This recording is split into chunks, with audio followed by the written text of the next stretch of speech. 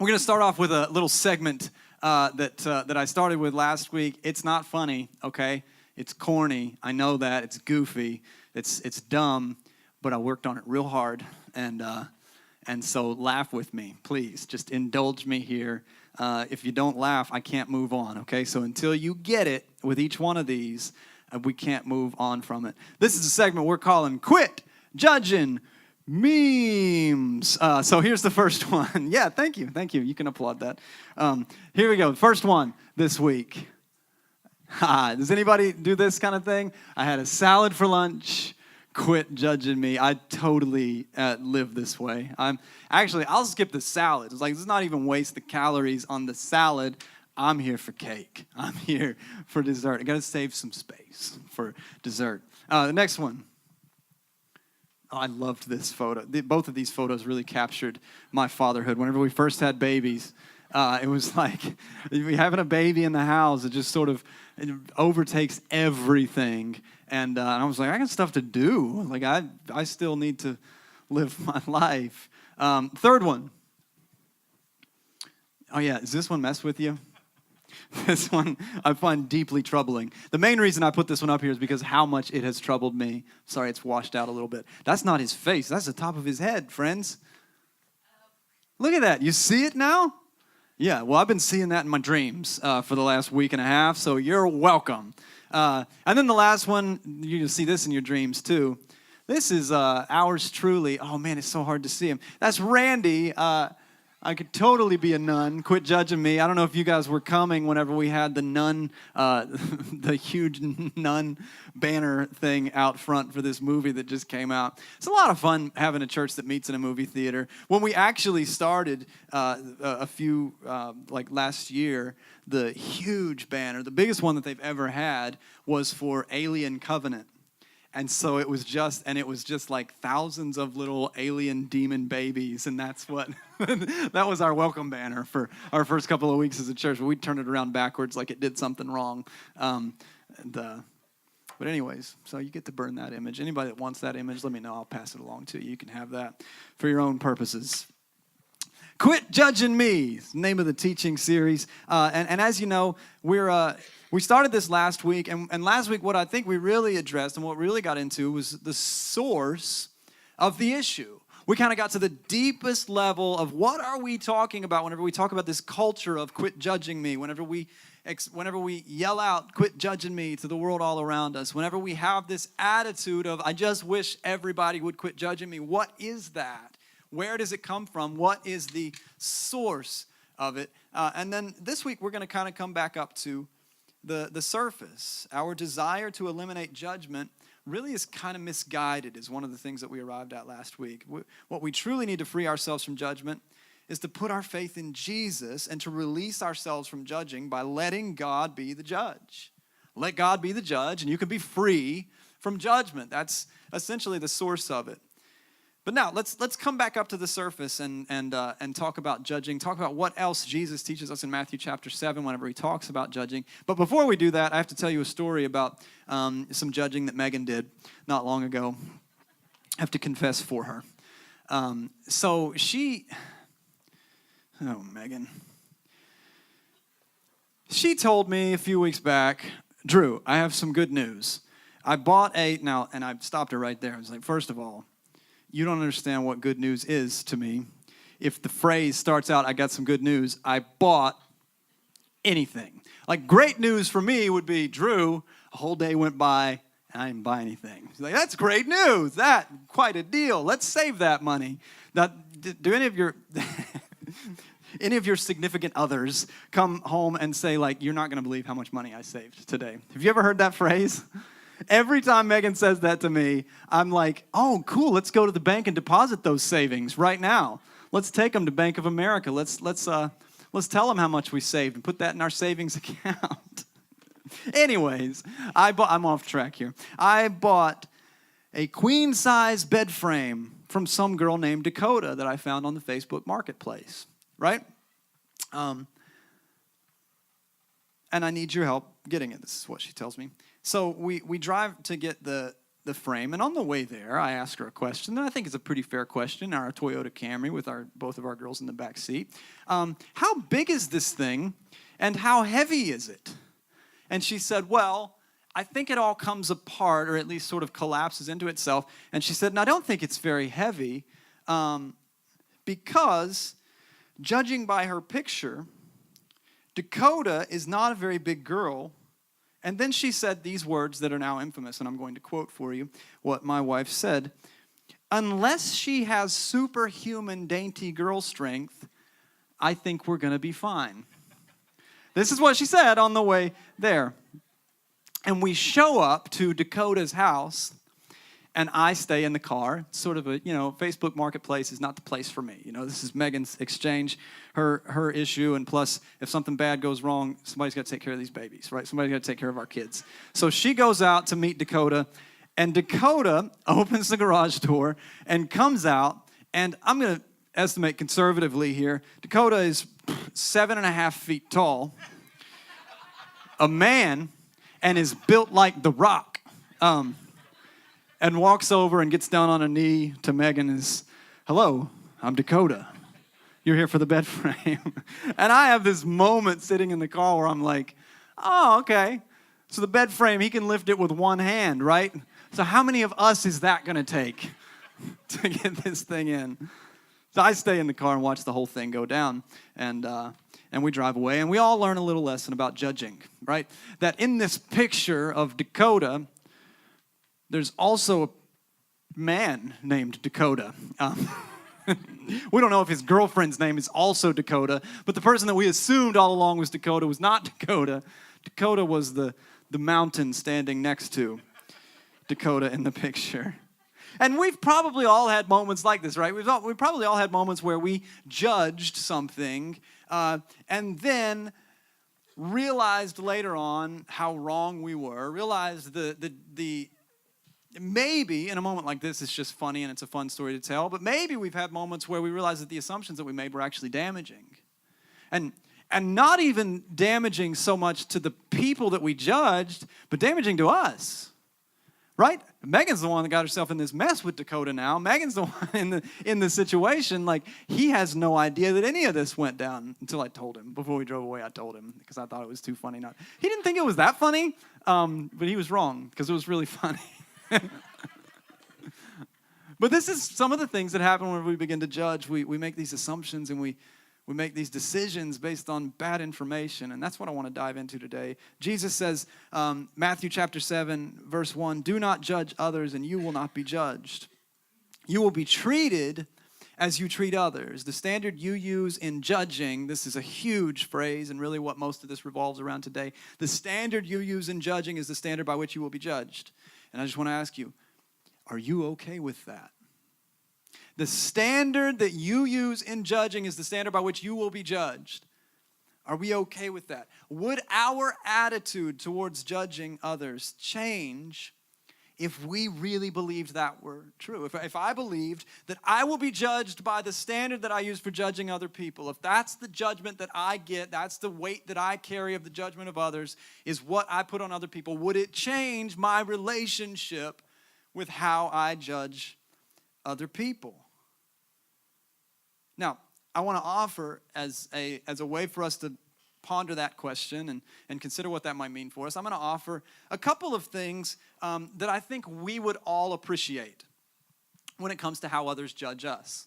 Is that an okay way of looking at this sermon? It's like, I kind of hope that people judge me this way. If I'm going to be judged, and I'm going to be, I want to be judged like this, and I think this is probably true for you too. So this is what's in your sermon notes, that if we're going to judge, we should probably only judge like this, with these rules in place. And the first one is this, if you're filling in your blanks, the first set of blanks is this: assume the best. If you're going to judge other people, and you are, you can't avoid that part. But if you're going to judge other people, I would suggest that I would like it if people would judge me assuming the best. Jesus says you'll be judged by the standard that you use in judging others. You'll be treated as you treat others. Well, I hope that people judge me assuming the best. Give people the grace that you want for yourself, in essence. Now, this is not and I can't say this enough, and I've got it several times in my notes, so I'll probably keep saying it, but this is not a give then get kind of scenario. This is not a promise that says, hey, you don't judge other people and they'll quit judging you. It's not true. You know that's not true, right? That's not how it works at all. Jesus is speaking to something better than that. The reality is you can't change anybody else. You can't make a change in your life that changes how everybody else treats you and looks at you and thinks of you. We're not talking about that. We're talking about what we want from other people. I kind of wish people would assume the best in me, and so I'm going to assume the best in others. We have a tendency to look at the actions and words and maybe social media posts of other people, and we write in our own version of their bad intentions, their bad motives. I know why they said that. They were thinking about me when they put it down. Guess what? Maybe not. I don't know. Maybe they don't think about you as much as you think about you. Maybe there's nothing true about that at all. I'm just suggesting that maybe we'd have a better life if we would assume the best. And even if we're wrong, isn't it better to be wrong assuming the best about someone than wrong assuming the worst? Have you had experiences where you assumed the worst about someone and then later discovered that you were wrong in your assumptions? What a terrible feeling that is. What the damage that we can actually do to someone by doing that sometimes.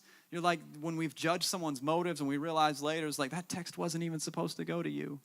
Oh, well, I've got some stuff I got to undo, right?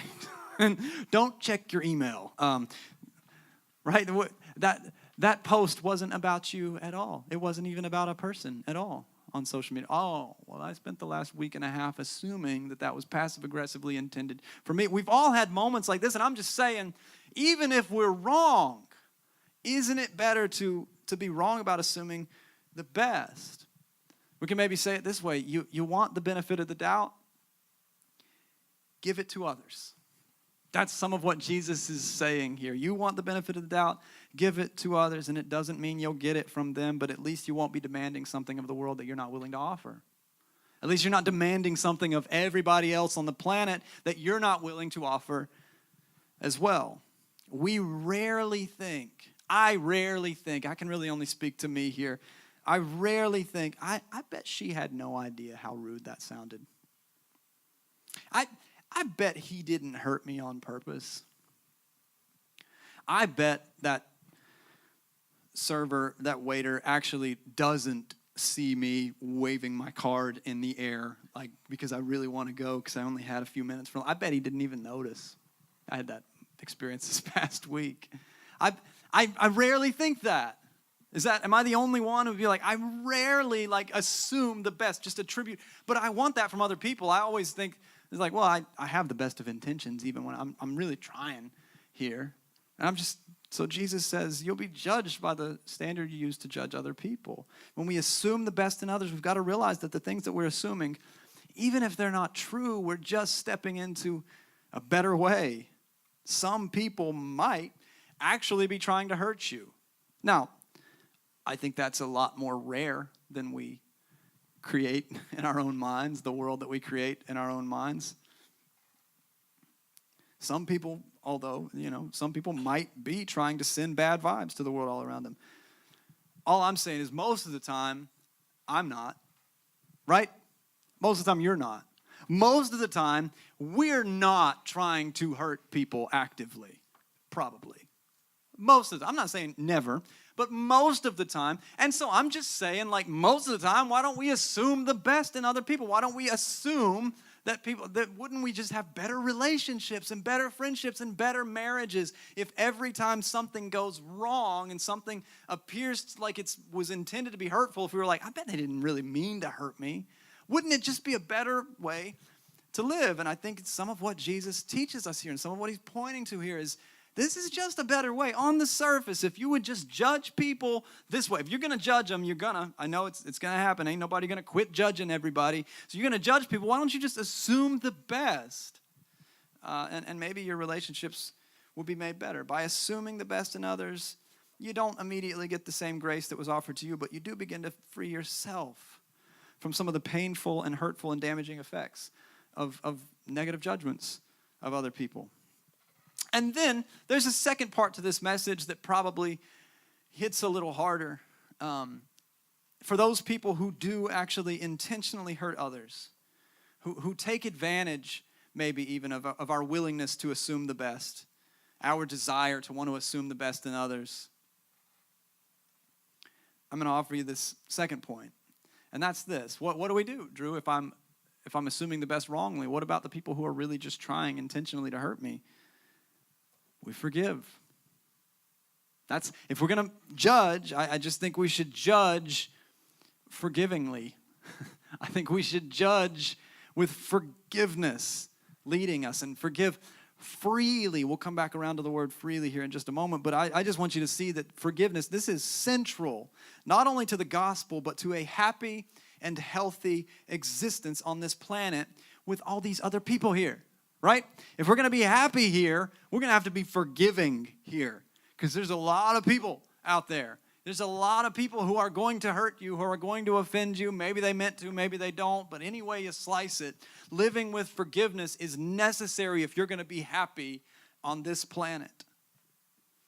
If we aren't at the ready to forgive people for their offensive and hurtful and careless things, even when they're not asking for forgiveness, then we kind of let hurt and offense win. And here again, I want this from others, right? Sometimes I do jerky and careless things. One time I did. And I want forgiveness, and I want it quickly. And so Jesus is just saying, just use the standard that you want from other people. Why don't you set that by what you offer others, by how you treat others? Maybe we'd be better offering this to other people. Now, what does this have to do with Jesus' words on judgments? Well, think about it. He's basically saying, you want to be free? Set other people free. Isn't he? You want to be free? Set others free. That's what he's saying. You want to be judged free. You want people to assume the best in you, assume the best in them.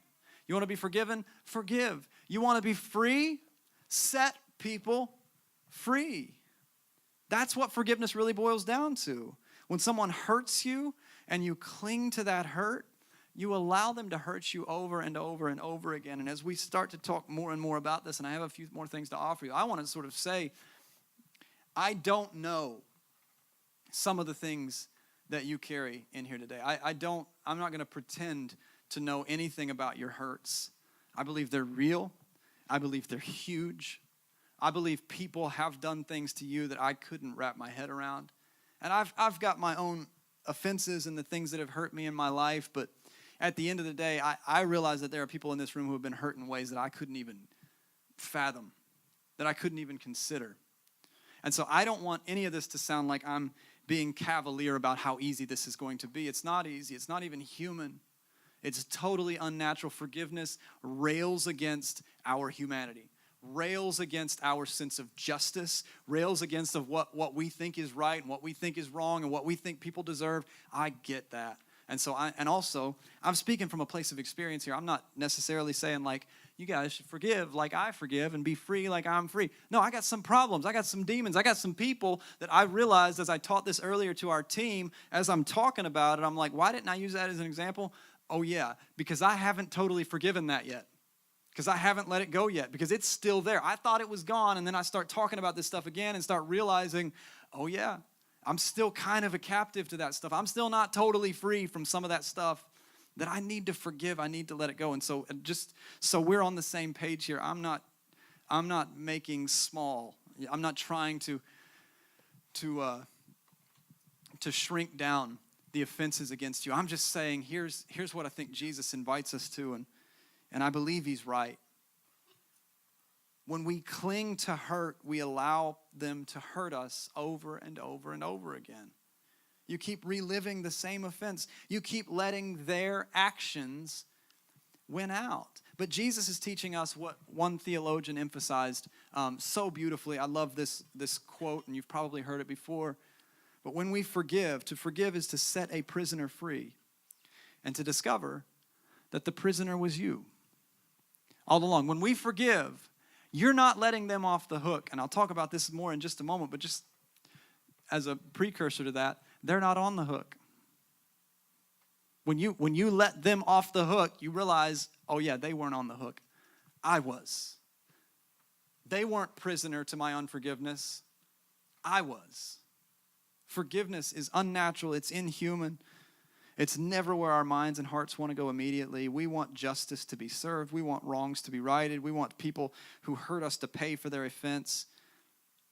But our desire for those things is toxic to us. Those judgments that we issue towards other people who have hurt us, they don't hurt them back.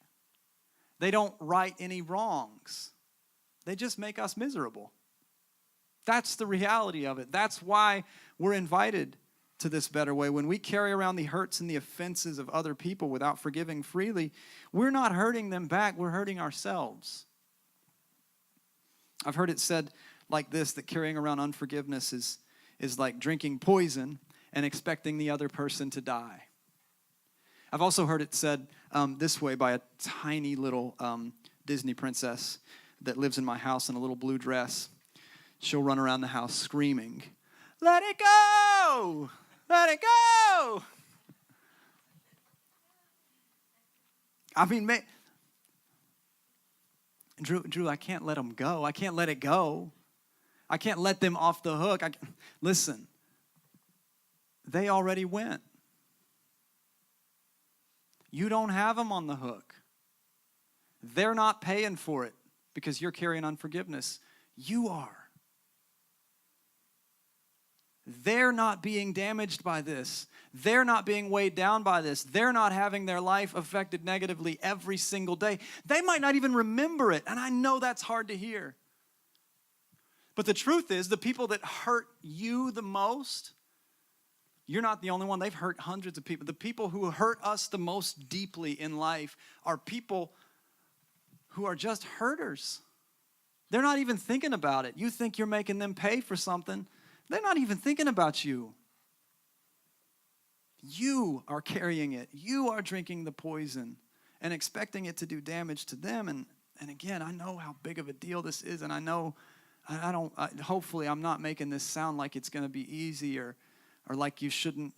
It's not even, from my perspective, you don't have to believe like this. You don't have to believe anything that I believe to be a part of this here, to be family among us. I believe forgiveness is an invitation from God. I don't even think that the perspective of a command does it justice. I think if you think I'm standing up here saying you need to forgive so that God will like you or God will love you or so that you can be a real Christian, I think that's a misunderstanding. I think there is grace for our unforgiveness. But I think Jesus invites us to this because it's a better way, because he wants us to have a full life, because in order for you to actually be free, you've got to forgive. In order for you to actually walk in some level of liberty in this life, that you've got to let it go, to actually forgive it. Your unforgiveness doesn't make a difference either way for the people that you're harboring it against. It only affects you. And I just want to plead with you to make sure that forgiveness, this is the second part of this, that forgiveness is offered freely. You'd be better off if you forgave freely. I know forgiveness, or forgive, is the word that's underlined in your notes. I would suggest that you also underline the word freely, or maybe circle it, or highlight it, or do something, write it hugely across there. Remember, this should be free. It means before they ever ask for forgiveness, because we make a mistake a lot whenever it comes to forgiveness, where we kind of like, well, I will forgive. I'm ready to forgive as soon as they come and apologize. Guess what? They're probably not gonna. I mean, most of the time, not the people who hurt you the most. And if they do you really want to live your whole life drinking that poison every day until they do? Do you really want freely before they ever apologize? And some of us, and this is true for so many of us, we're carrying around unforgiveness for people who, to be quite frank about it, they're never going to ask for your forgiveness because they're already gone. They're dead. Some of us are carrying around unforgiveness for people who are already dead and gone. Like, guess what? They're not going to apologize. They're not going to come and say, I'm sorry. So why are we carrying this still? And this is the poison of it. This is the damage that it causes. This is the profound and powerful effect that unforgiveness has on it. And we can't be free unless we embrace it. We could carry around that poison mumbling to ourselves. They know what they did. They'll be sorry one day, while they're off living their lives completely unaffected by it. It's just not true. That's why it needs to be given freely. Like they're not even sorry. Yeah, this isn't about them. It's about you. It's about how is it affecting you. And this is why Jesus invites you to it, because he wants you to be free. Matthew 7:1. Let's circle back around to this simple, life-changing words. Consider them again. Do not judge others, and you'll not be judged. You will be treated as you treat others. The standard you use in judging is the standard by which you will be judged. Assume the best in other people. You want the benefit of the doubt? Give it to others. You want to be free? Set other people free. This is what he's teaching us. Now, I have to come to this, and this is what I'm going to close on. Mark, if you're available, if you could come and just play a little bit of music, that'll help me. Help me sound real spiritual, and I'll know I got to quit because music is going to start. Does this reconcile the cry of our hearts to the world around us, quit judging me? Does it reconcile the title of this series, the concept of this series, the attitude of this series, is quit judging me, to the world all around us, to the church, to the people that we care about and the people that we don't, to social media, maybe even to God himself? Quit judging me. Does this reconcile with this? And I would say, no, not really. Not directly. It doesn't really fix the attitude of quit judging me, not in the ways that we initially want them to. The reality is that our attitude of quit judging me, this just saying this to the world all around us, saying this to other people, it doesn't change other people at all. It doesn't do any good, does it? So if we were to ask the question, it's like, well, if I live forgiving, will that make people stop judging me? No. If I assume the best in other people, does that mean that'll make them assume the best? No. It doesn't mean that.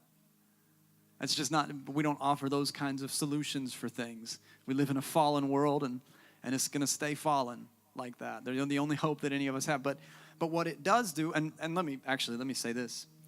Does shouting quit judging me at the world all around you, does that work? I mean, that's not working either, right? Can we at least say that? Like, well, the other way, the other attitude of, I just wish people would leave me, I wish people would judge me right, I wish people would assume the best of me, well, that's not working either. That's the reality here. That's the issue that I think we have to reconcile with. In fact, shouting, quit judging me at the world all around us kind of only fans the flames of judgment in a lot of ways. Now you're judging them, and they're judging you, and they're judging that they're being judged, and everybody's judging everybody, and everybody hates everybody, right? I just rewrote the tagline for Facebook today. And Jesus boils this all down to one fundamental idea that we all know is true, but we need to hear it often. And this is what I think actually does reconcile the tension of this quit judging me attitude that we all carry with us. And it's this: you can only change you. You can only deal with you. You can only reconcile what's going on in you. Judging others is a waste of my energy. Demanding that they quit judging me is fruitless. But if we begin to lean into Jesus' teaching here and just consider that he's on to something, perhaps we would discover a better way altogether than this attitude of quit judging me, this attitude of, I wish everybody would just leave me alone. Maybe if we just adopted, they're not going to listen. They're not going to quit judging me. I can only work on me.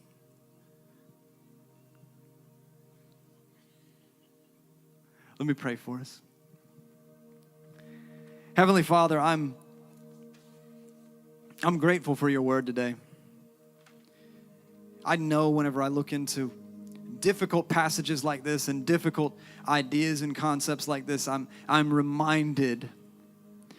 First of all, I'm reminded of my own fallen nature, my own brokenness. I'm reminded how much stuff I still carry, how many issues I still have that need resolved, how many things I still haven't turned over to you completely, how many places in my life I've not really adopted the idea of fighting my battles the right way by turning them over to you, by putting them in your hands.